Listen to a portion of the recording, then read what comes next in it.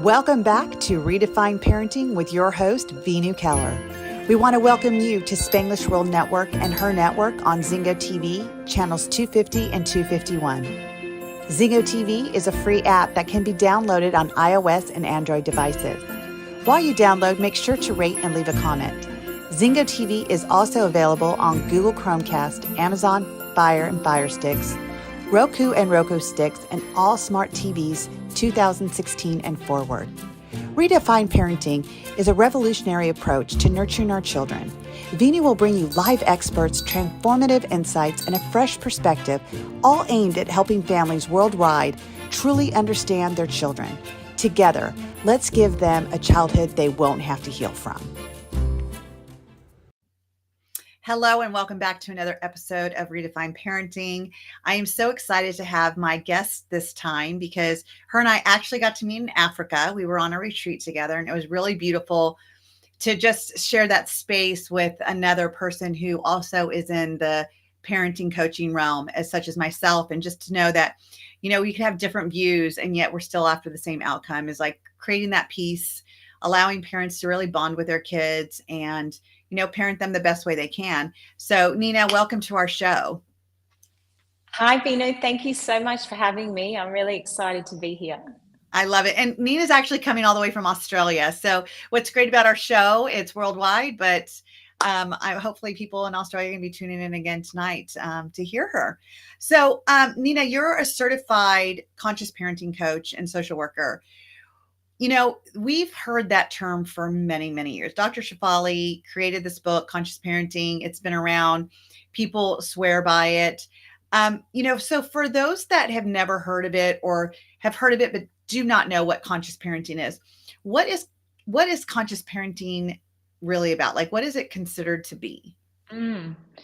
Yeah, well, I mean, the word consciousness is awareness. So it's bringing awareness to your parenting and starting to truly look in the mirror. You know, conscious parenting is a real flip of the mainstream model, which is built on hierarchy and power and control strategies. And it flips the model where we're like all on a level playing field, and, you know, you're not greater than your child. Yes, there are, you know, disciplinary strategies and there are, you know, rules and regulations, but you're coming together to parent your child as a guide, and you're really attuning to your child. So it's quite a different way to the mainstream model.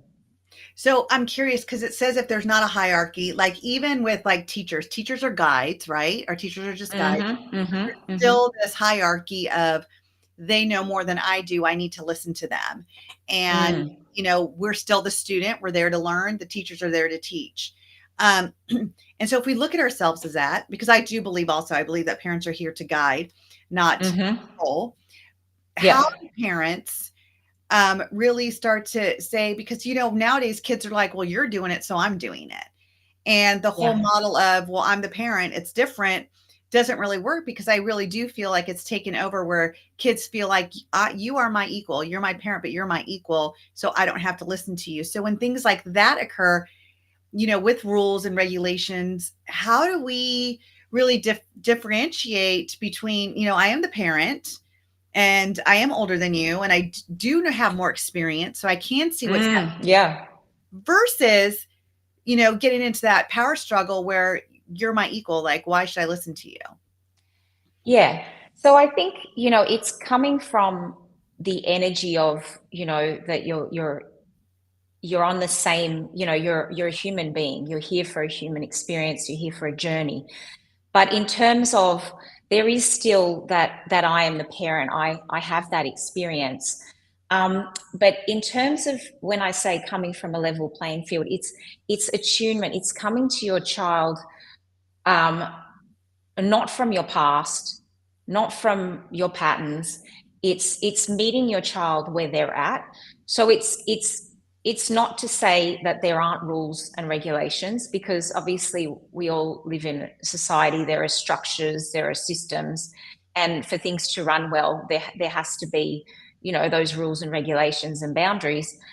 But it's more the energy you're coming to. You're not coming from, oh, it's my way or the highway. It's more of an energetic piece that you come to your child in the moment, in neutrality. I guess what I'm trying to say is you come neutral without being charged from the past, without how you were parented, without trying to flip it and parent the other way, you know, which is what we can do, or we actually think we're going the other way and we're parenting actually how our parents parented us. And it's that energy piece that we come to our children, not that I'm better than you, not that I'm higher than you, that I'm here and I'm meeting you where you're at. So in terms of, you know, I put the label hierarchy, which is, you know, it's a word. I don't necessarily mean that. Yeah, I mean, what I'm saying is we're not coming that we're higher above in a sort of hierarchical way. It's just, you know, there is a natural law of order that you are the parent, you're older, you know, you've come here, and we use the connection and we use that as a currency to connect with the child. So, you know, when they're not doing what you want, you've got a little leverage, right? Yeah, for sure. And we all need that. We all need that. We absolutely do. And, you know, because I was just having this conversation with somebody today, and there was a time when, I mean, even because I have older kids, and I felt I still was the major influence for most of their childhood until they got to about high school, I would say. Even though they would be out with their friends, they would be home and they would hear me. But now I feel I'm probably the smallest of the influence of my children because they're at school and then they come home and they get on their screens and they have the World Wide Web, they have YouTube, they have all these. My kids don't have TikTok or anything like that, but they do have YouTube. So they are becoming more aware just by searching things and watching videos and being more influenced by, you know, social media, if you would.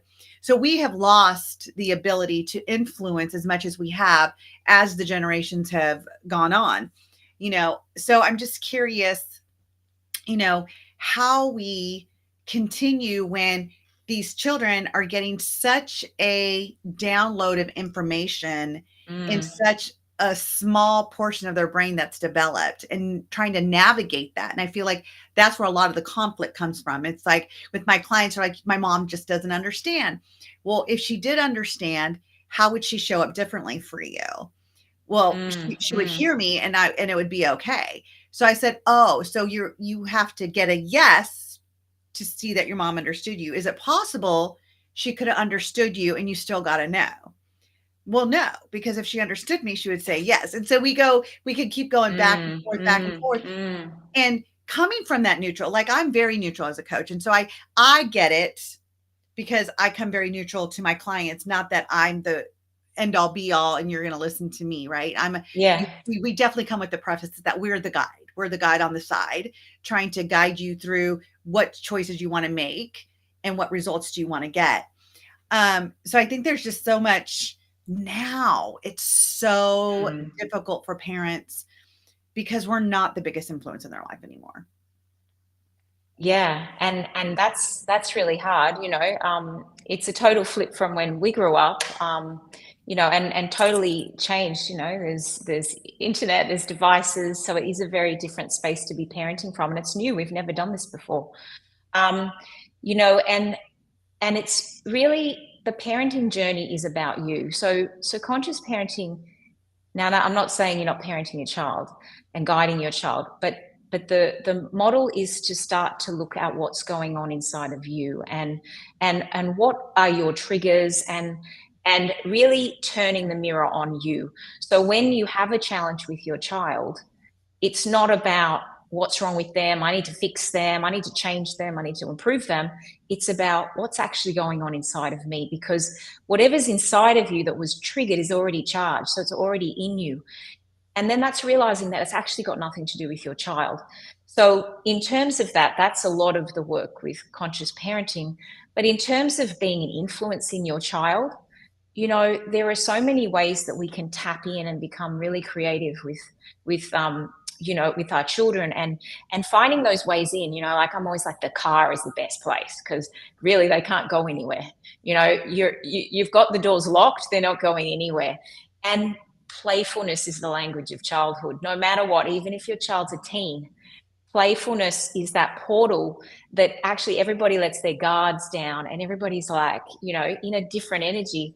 And so you find those like micro moments, and I tell you, they're powerful, because if you can just find those moments, and when I come pick up my kids, I'm like, game on. It's game on.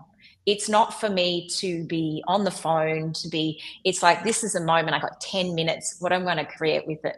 So you can have really, play with it and find those opportunities. Like, I know that's happened a few times with my son, where he'll go, can you come and do this? And something happens. And if I miss that moment, it's gone. And I'm like, damn, I missed it, and it's even with technology, like I've had a whole journey with making technology bad. So a lot of the work that I also do with parents is to let go of this good and bad lens. And I tell you, I have been on that journey myself from the start, because we're all conditioned in good and bad.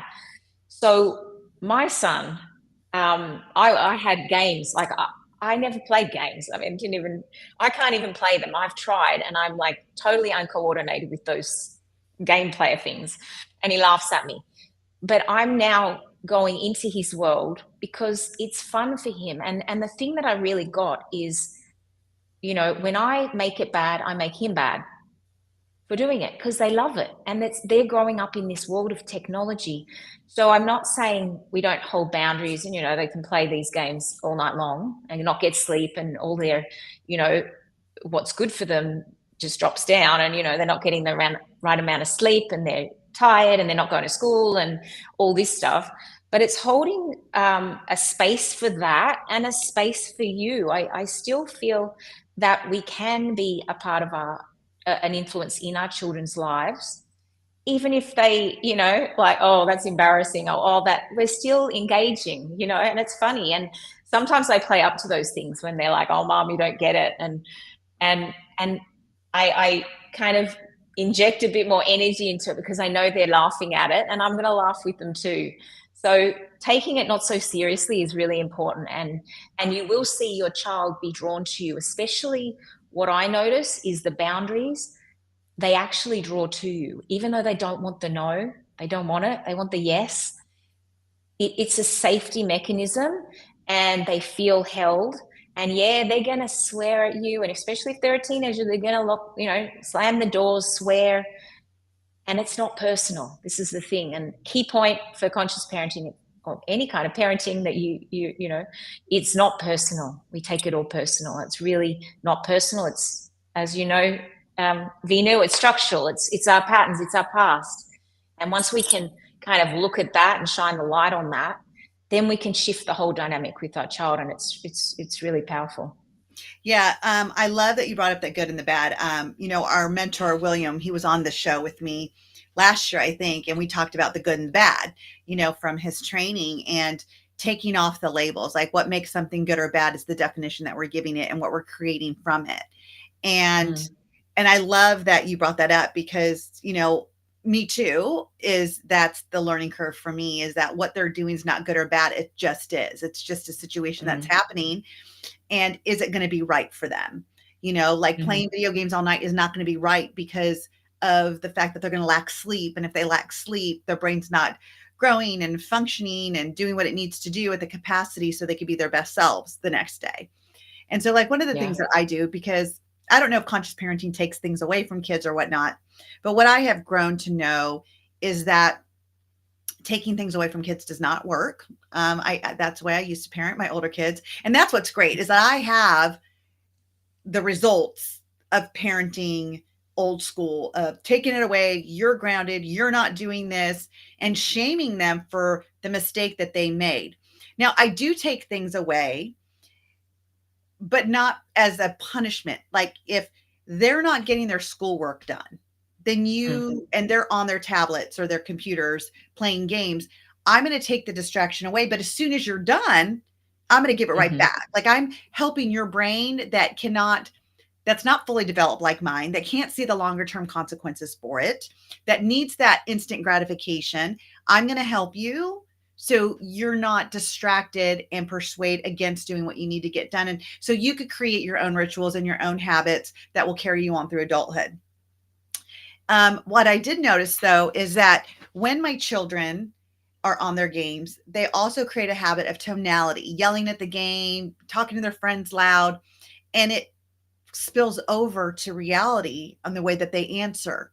Like they're playing a football game, like, no, you shouldn't have done that. And they're yelling at the game because somebody did something they shouldn't have done. And then all of a sudden now I'm the parent and I do something that they didn't like. And it's like, no, you shouldn't. I'm like, whoa, who are you talking to? I'm not the screen here. Like I actually can hear you. And so we also start to modify that because it's like, if you can't control how you're speaking, then I have to take what's training you to speak that way away. Like I can't let you have it because it's contributing to you not knowing how to communicate with people in a proper tone. And we work on that so they can have it back. So it's not like my kids didn't do their chores. Give me your phone. They didn't put their clothes away. You're not going out tonight with your friends. It's like, put your clothes away, then you could go out with your friends. Like, so it's not taking it. So there's a difference of punishment versus taking it away to aid them in learning better habits that will help them go further, faster in their life. Yeah. And it's a tool of leverage. Like that is the leverage, they want the game and you got to have a bit of buy-in.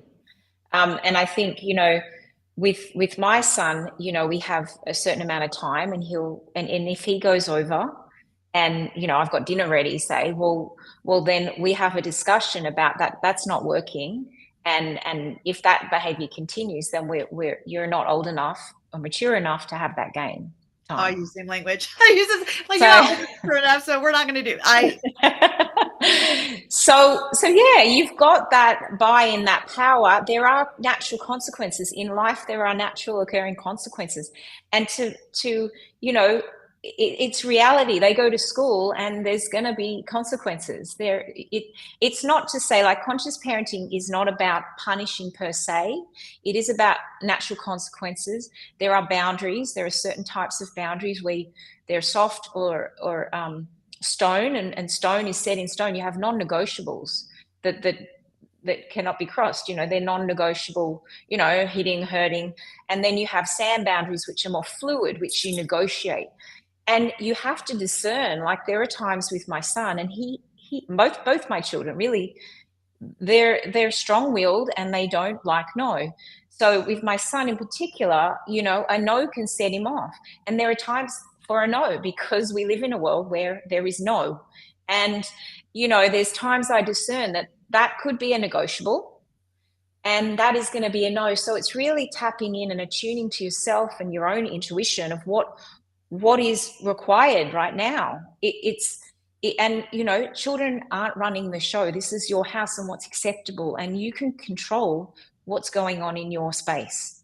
Right. So you empower yourself to empower them, that they can go, oh, okay, well, if I don't stay to that time, then I'm not going to be able to play the game, because that's showing that I'm not organized and I can't, it's like with school. Like, if they haven't got their school stuff ready or done their homework, well, watching something is a privilege, and privileges come after what we've done. And that's teaching them that structure, that, it's now and then you get this afterwards. Right. So, and I agree with that. And I also do the anticipatory guidance that, look, dinner's ready in 15 minutes. So when I say it's time to come down, I'm not hearing, give me 2 more minutes. I'm giving you 15 minutes now. Like, it's, put a timer on. And also, it's my kids are 12, the twins. And it's like giving them the responsibility to be accountable for what's coming up, and how do I look at the time that I'm using and use it wisely to be where I need to be. You got to be at school at 8 as the driver of you guys. I got to make sure that I'm negotiating my time right to get you to school on time. Like, I'm the accountability person there. So it's teaching them. And that's what I believe, is that we have got to teach our kids through the years that we have them how to be accountable, how to take ownership, how to be responsible, not to blame and shame. We make mistakes. We don't make the right choice for the results that we want. how are we growing through it? How are we learning it? And not being punished for that mistake, but being guided through that mistake. Yeah, totally. And being real as a parent, being authentic, like, we be the example, but when we mess up, let them see your mess ups and let them see how you navigate that challenge. Or, I had a beautiful experience with my daughter recently where I missed the soccer tryout date. And so I was like, right, what to do. She really wanted to try out for this next level of soccer where, they do it's called academy, where they do more development. And I'm like, okay, well, I missed it. And I emailed out to see the date, and I could have blamed everybody and gone into, oh my God, I'm a bad mom. And not to say I didn't have moments like, oh my God. But then I went, right, okay, what to do? So I reached out to them. They had an age bracket, an under 11s, which is the lower bracket from her. And I asked them if she could trial for them. And they said, no, sorry, you missed it. And they didn't really clearly articulate. Actually, they didn't say, no, you couldn't do it. They just said, oh, sorry, you missed it. And so I felt to go to the manager. I emailed the manager. I didn't hear from the manager. But then while we were doing it, I was talking to my daughter. She went through her whole emotional upset. And I said, sweetheart, let's hold the vision of we're going to get a try. Or it was an open day or something. We're going to get there. And then on the day that it was trying out and I hadn't heard from them, and I was getting no all the time, I got an email saying she can trial out. And it was like, we went through this whole journey, allowing her to just feel the experience. She felt the loss. I felt the loss. I felt the upset. Coming back to what can we do now? What's in our power, and how can we empower ourselves? I did what I could, let it go, and then she got the letter. And then what we found out next was she was meant to do, from that open day, she's meant to do a trial. So I was like, let's hold the vision of the trial. And we didn't know. You get an email, and then what do? We get an email yesterday, and she's totally skipped the trial. She's in. Amazing. And I was like, these are the examples that when you can hold the tension, hold the challenge, allow them to experience it, hold what you're going for with them, they see how, what looks like a negative and what looks like bad or not going to happen actually turns into something really magical. And when we're doing that work ourselves and we're showing up in the challenge and feeling the feelings like they do, not hiding and going to the room to cry, but they actually see you're human and they see that you can mess up too. That gives them permission also to mess up and to be human and forget their lunch and do what, I always say to people, like, when you lose your keys, do you get punished? Like the punishment is losing your keys, Right. Does someone else step in and punish you? So really looking at, punishment is never going to actually let them feel what's going on. Punishment actually takes them away to experiencing what a horrible parent you are or what a bad parent you are. They totally miss the lesson. They totally miss the felt experience and they don't get it. They just, focus goes to my parent did this. Right. And they totally miss. So when we can allow them to experience and hold those boundaries, it's powerful. Yeah, and we do more as human nature. We do more to avoid pain than to go towards pleasure. But I think that our old school parenting has designed us for that. Instead of looking at like, what do I get to gain from this? It's like, oh gosh, I'm going to get in trouble. So I'm not even going to try, or I'm not going to do it, or whatever. We're so afraid to get in trouble that we're not even going over to what we really want.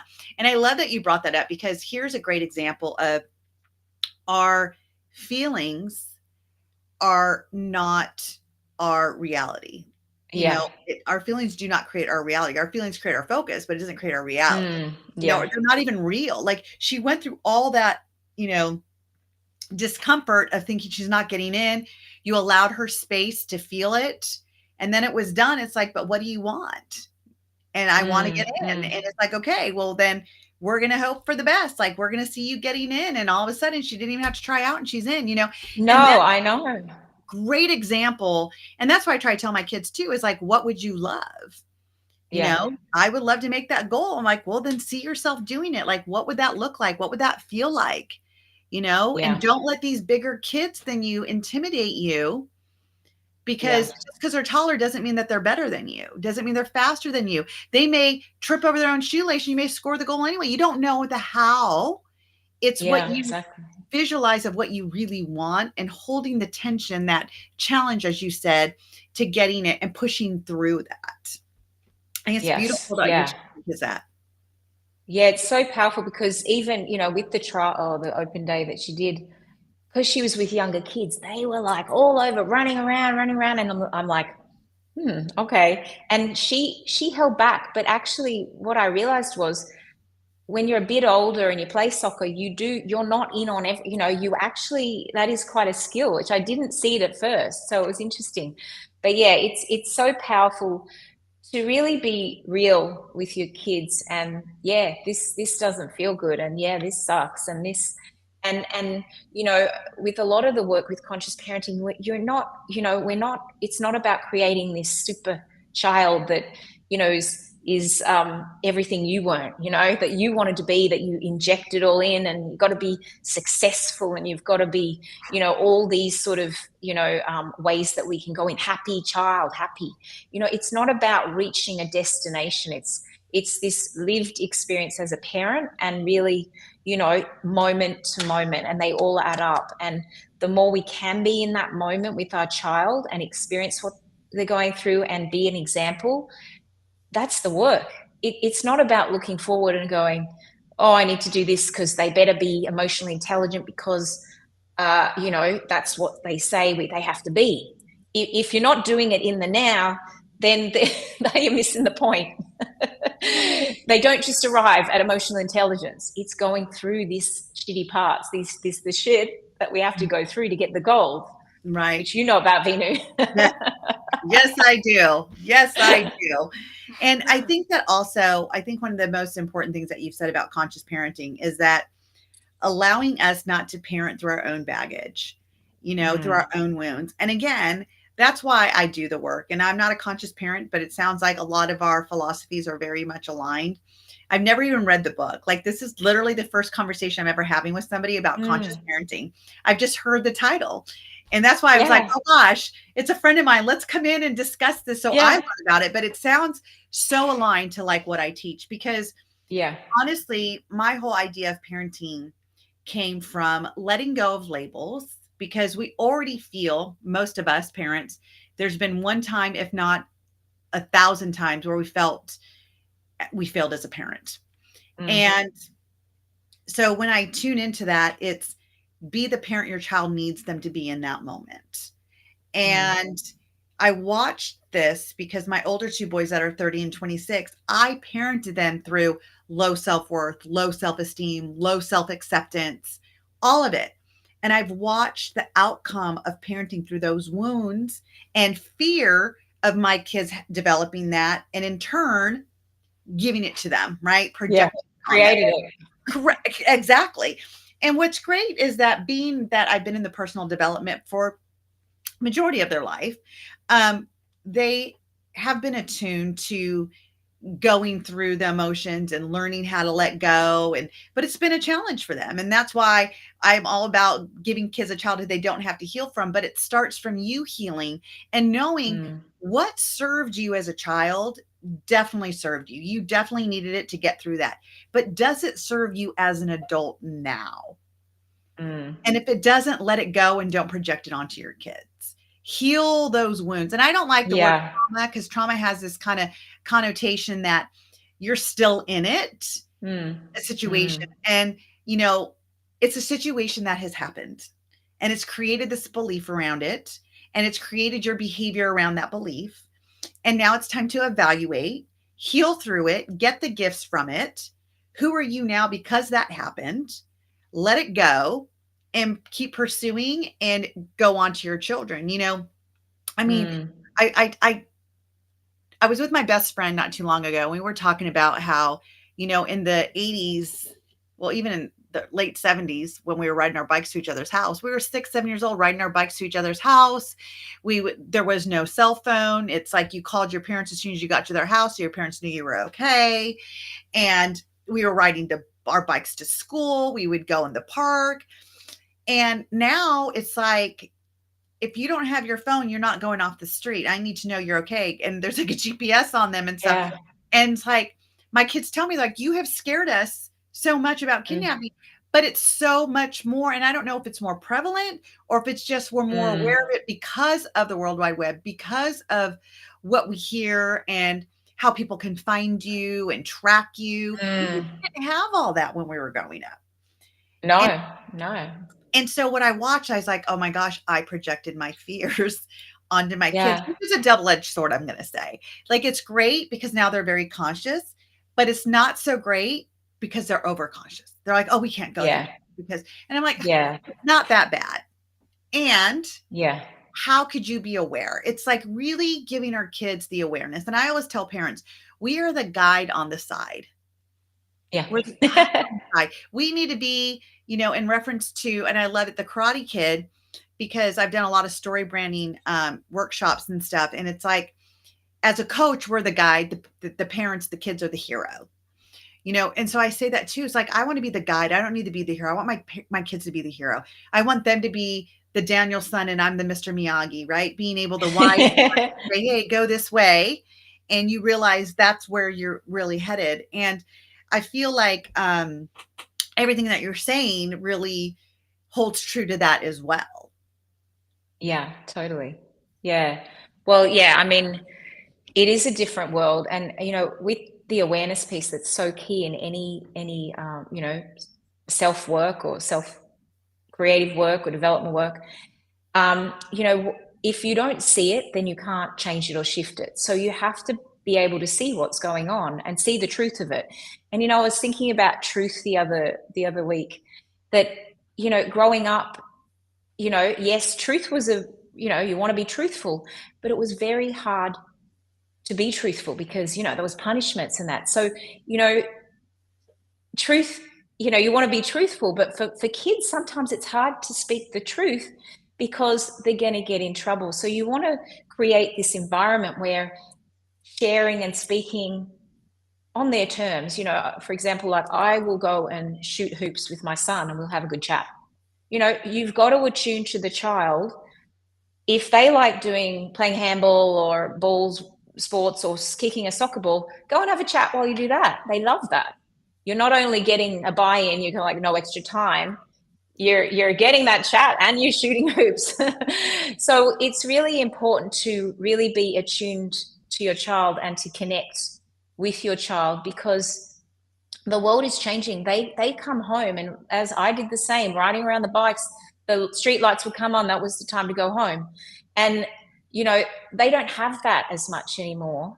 And for them, connecting is going on a game and chatting with their friends. That's connecting.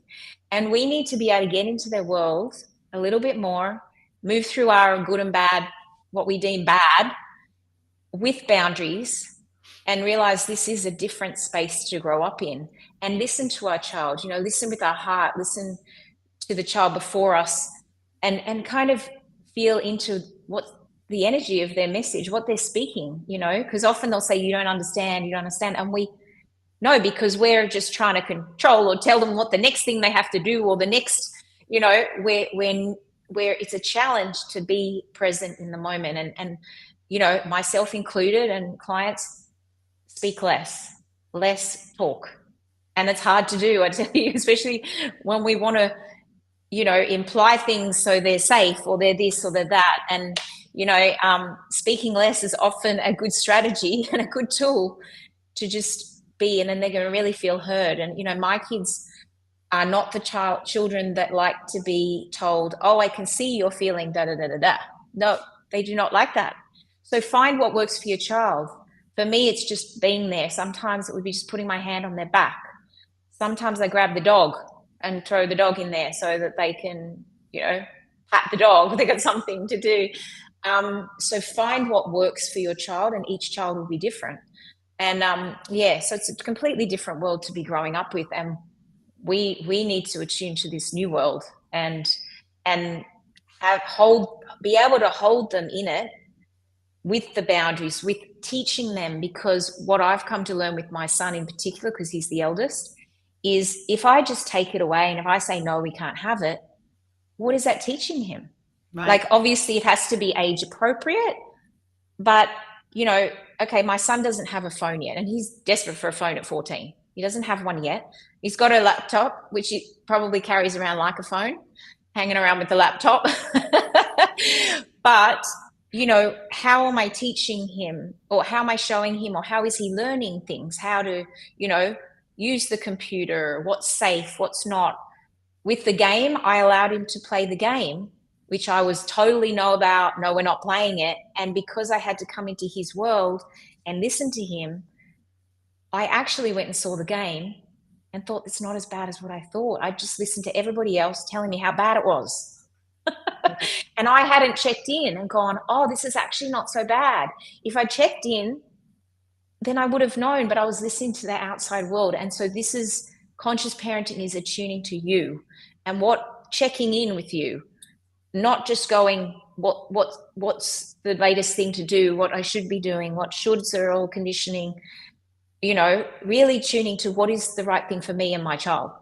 Yeah, and that means it could be anything. It could be any outcome. There's any possibility. Yeah, I totally agree with you. And also, one of the things that I really help parents do when I'm coaching, because I coach the kids and the parents, like I feel like there has to be a combination of it. And one of the things that the whole model is creating an open, safe, and trusting space for both to be able to communicate that bridge.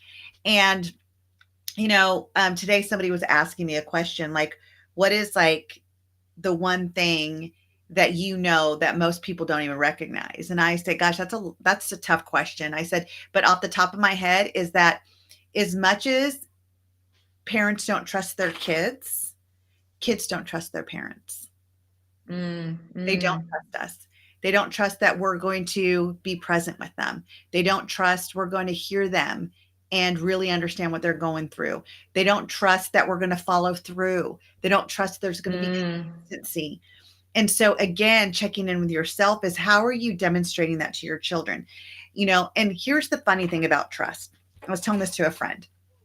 If I don't trust my son because he lied and now he wants to go out with his friends to the mall, and I say to him, okay, I'm going to try and trust you, and he's at the mall, I'm already given him my trust, or he wouldn't be at the mall.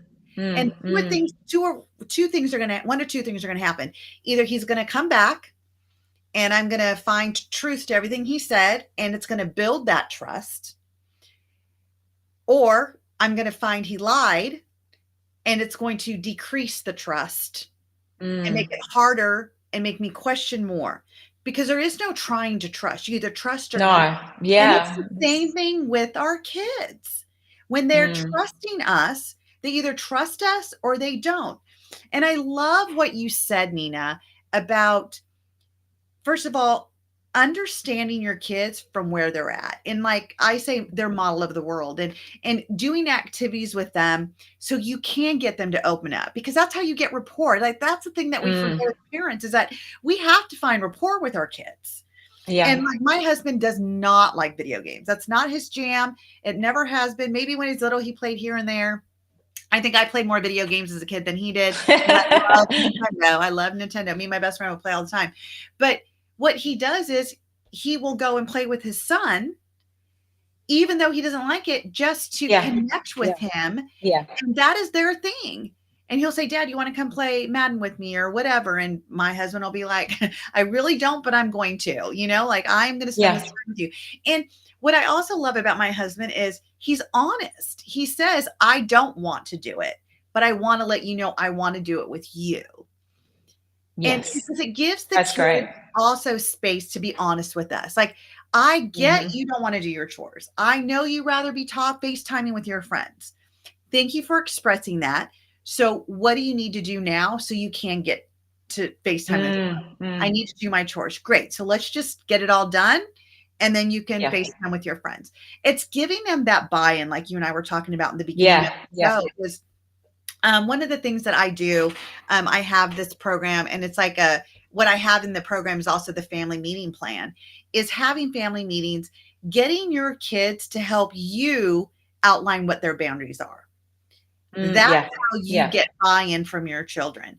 Because if I tell you how it should be, you might answer me. But if you tell yourself how it should be, you're going to answer. It's giving them that control back where they don't feel like you're the dictator. Again, I feel like it goes back to what you're saying, that even that's hierarchy. Yeah, that's the hierarchy piece. So that kicks in. Yeah. So you're having the buy-in, like, you know, even with consequences, you can say, well, what do you feel is, you know, this has happened. What would you do? What, you know, sometimes I even say to my kids, you know, if you had a child, if you were a parent, what would you do? You know?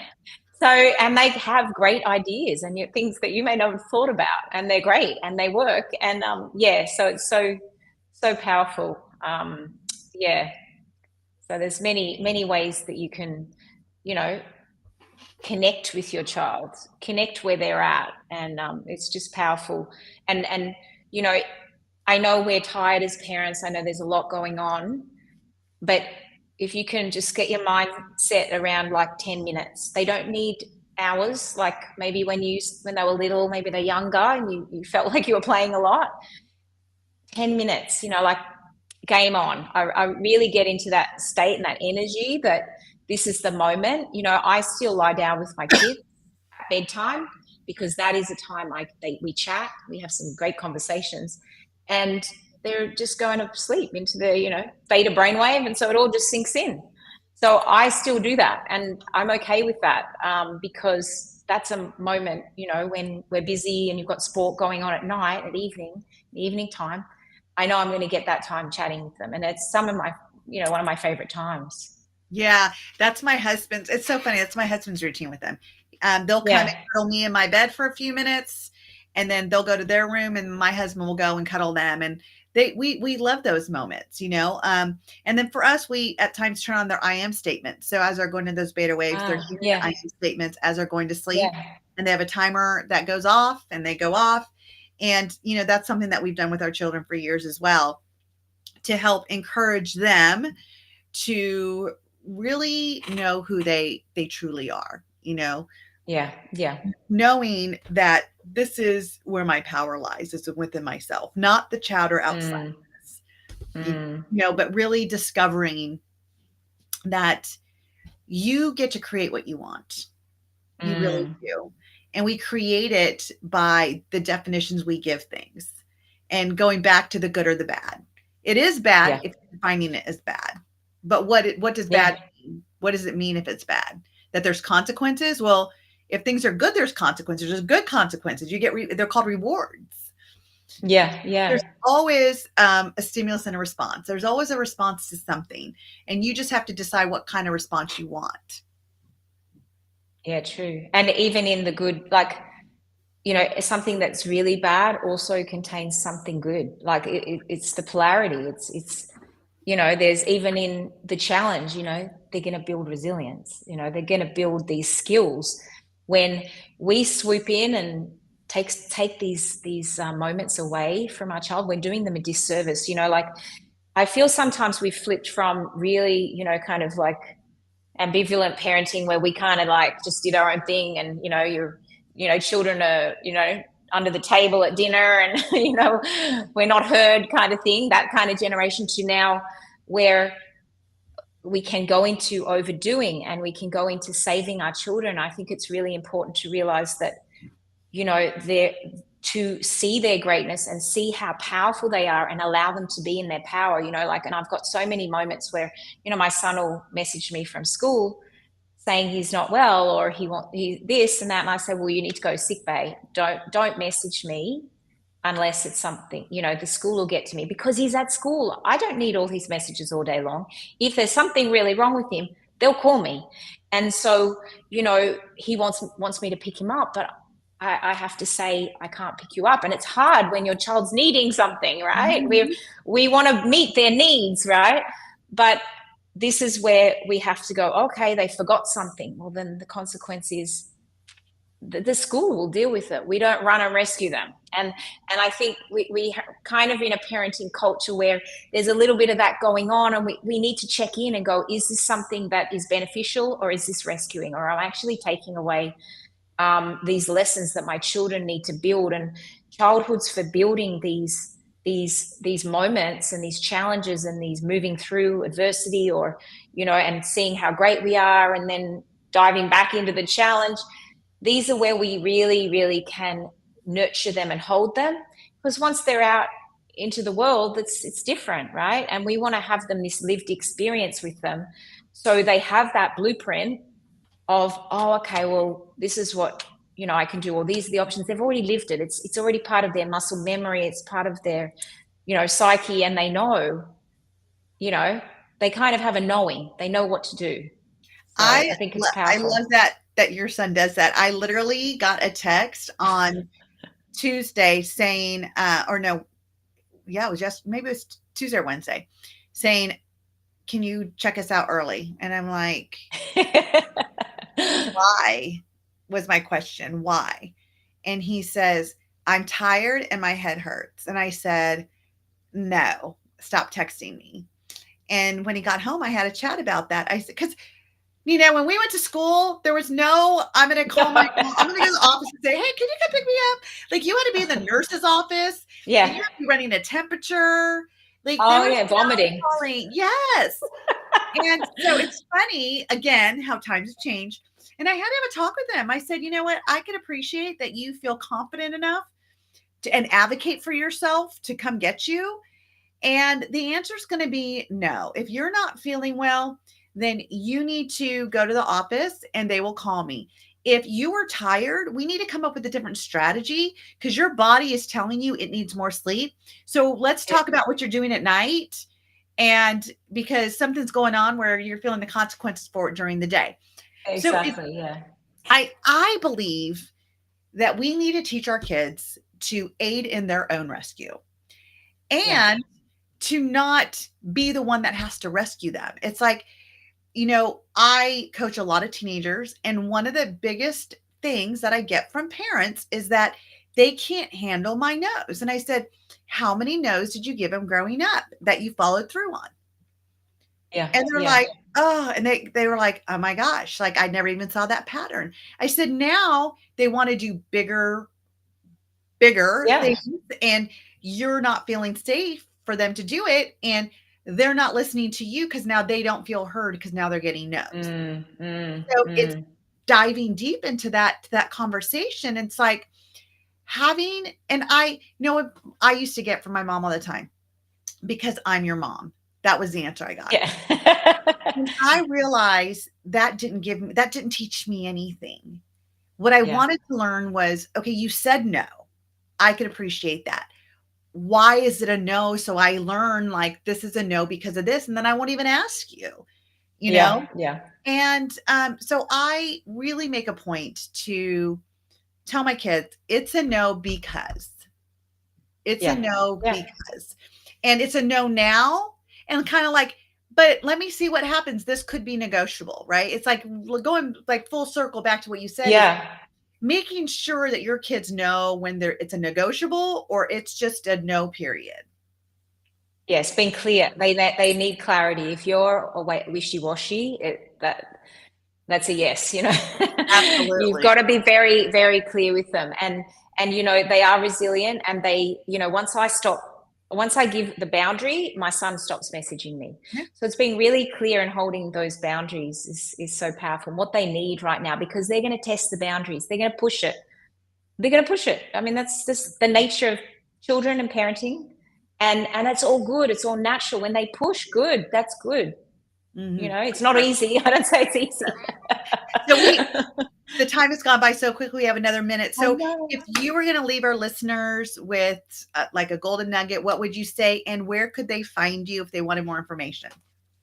Yep. Well, they can find me on Facebook, Instagram, Nina Cruz Conscious Coaching, or Nina Cruz Coach on Instagram. And, you know, one thing I always reflect on as a parent is, you know, the time our child has in childhood and the time we're parenting our child in childhood is limited. So, you can make a difference now. Just because you've done what you've done, that's the past. It's over. You can change in this moment right now, and you can show up in a different energy, be a different parent, and their time is limited. So let's create some magical memories and moments with our children. So we have a beautiful, we can look back when we're a bit older and just see what we created. I love it. I love it. Thank you so much for joining us. It's been a pleasure to really dive in deep with conscious parenting. And as I say, give your kids a childhood they won't have to heal from. Be curious, not critical. Thank you guys for joining in today. We'll see you next week. Bye-bye. Bye.